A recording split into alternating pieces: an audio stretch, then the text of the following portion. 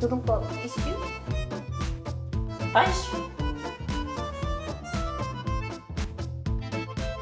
네, 안녕하세요. 안녕하세요. 김은혜 노무사. 사준 노무사입니다. 네, 노무사님 주말에 혹시 기생충 보셨어요? 아니요. 저 아직 기생충은 못 봤습니다. 아직도 못 봤어요? 네. 아, 업무가 바빠서.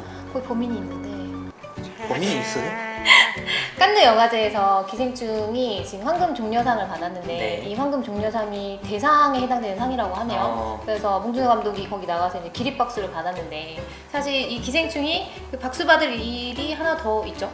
네, 맞습니다. 봉준호 감독님이 이번에 기생충을 촬영을 하면서 모든 스태프들과 표준 근로계약서를 작성을 하고 주 52시간 이내로 촬영을 하도록 그렇게 준수하도록 노력을 하셨다고 하네요. 그래서 실제로 송강호 배우님 같은 경우에도 뭐 밥을 제때제때 챙겨줘서 참 좋았다, 고마웠다 라는 말씀을 하시고, 봉준호 감독님 본인도 인터뷰를 하면서 이 표준 근로계약서가 있어서 참 좋다. 내가 나이를 먹었는데 맞아요. 체력이 저하돼서 참 힘들었는데 나한테도 도움이 됐다라는 말씀을 참 해주셨어요. 그렇죠. 네, 340만 관객이 사실 손익분기점을 이제 넘기는 부분인데 총 제작비가 150억이었다고 해요. 이 기생충을 이제 보신 분들의 평가에 의하면은 어마어마한 호화 캐스팅이라든가 뭔가 대단한 해외 로케이션 이런 것들이 전혀 없는데도 불구하고 150억 정도면 제작비가 좀 많은 편이다라는 이제 평이 있었거든요. 근데 이제 이런 부분들이 바로 그 임금 부분과 근로 시간을 다 지키기 위해서 아무래도 전체적으로 인건비가 높아진 부분이 반영이 된 것이겠죠. 그렇죠. 네. 이것도 사실 표준근로계약서가 한몫을 했다, 맞습니다. 한 역할을 했다라고 정확하게 이제 분쟁 없이 임금을 지급할 수 있도록 만들어준 증거니까. 부분이겠죠. 네. 최근에 이제 영화계는 그래도 많이 이제 표준근로계약서를 작성을 하고 좋은데 이것과 좀 비교돼서 많이 그 작품이 하나 있죠. 그 아스날 연대기가 좀 얘기가 아스날이요? 아스달 네, 아닌가요? 아스날은 축구팀이고요. 아스, 네, 아스달 연계기가 네. 아사달이에요? 아스달이요. 아스달이요. 저기요. 저분은 또 뭐야? 네, 아스달이요. 아사달 연대기가 네. 아스달 연대기가. 아스달 연대기가 네. 기생충이랑 많이 비교가 되고 있는데 네. 아스달 연대기 같은 경우는 그 표준근로계약서를 작성을 안 하면서 1일에 한 25시간? 이게 말이 안 되지 않아요? 1일 24시간인데 1일에 25시간이요? 1일 25시간 이상 잘못 보신 거 아니야, 네, 제대로 봤어요. 알겠어요.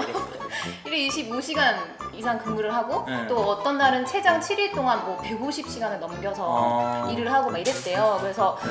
촬영 스태프 중 한 명이 막 팔목 사고로 당하고. 네, 네. 팔이 부러져.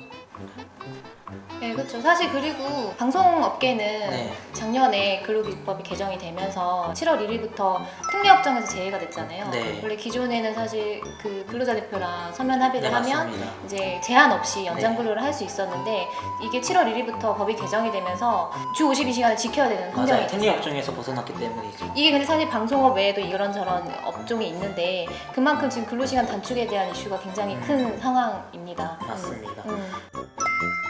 사실 생각해보면은 이 어떤 주 52시간을 지킨다거나 근로계약서를 작성하는 거는 일반적인 산업계에서는 참 당연한 일이잖아요. 그렇죠. 그럼에도 불구하고 지금 이렇게 찬사를 받고 대단하다고 평가를 받는 이유가 뭘까요?